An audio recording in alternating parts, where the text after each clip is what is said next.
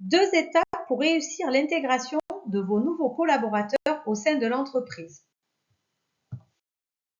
Qu'est-ce que l'intégration?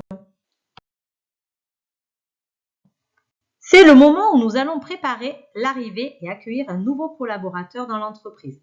L'intégration sert à donner les informations nécessaires pour que votre nouveau collaborateur réussisse sa prise de poste et se sente bien dans l'entreprise. Comment bien intégrer un collaborateur? Normalement, la phase d'intégration commence après la phase de recrutement.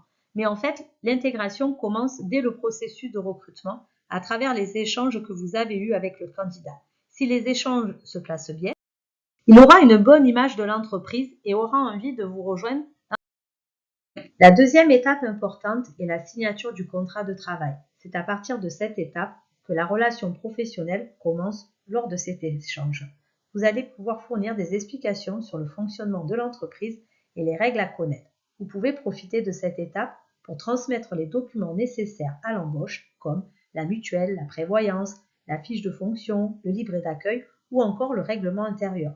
Il faudra également indiquer toutes les informations pratiques pour l'organisation de sa première journée, comme l'horaire d'arrivée, le point de contact à demander pour l'accueil, la présence d'un parking ou encore un point de restauration. Le nouveau collaborateur va se sentir attendu et aura hâte de venir chez vous pour commencer son nouveau poste.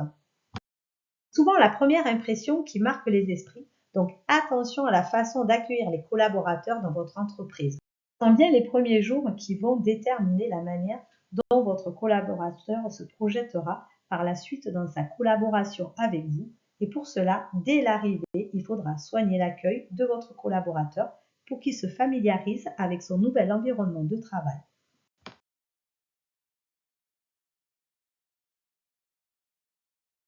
Lui expliquer le fonctionnement de l'entreprise, les points de contact, à qui adresser les questions et les outils. Utilité, comme par exemple comment faire sa note de frais, déposer une absence ou encore accéder à l'intranet de l'entreprise.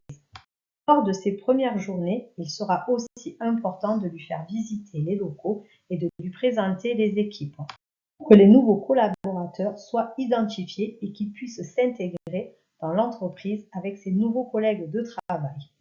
Aussi prendre du temps pour lui expliquer les attentes sur le poste.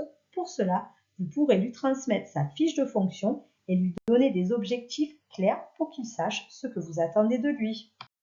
Voici quelques clés donc pour réussir l'intégration d'un nouveau salarié dans votre entreprise. J'espère que vous avez fait une bonne écoute et je vous dis à très vite.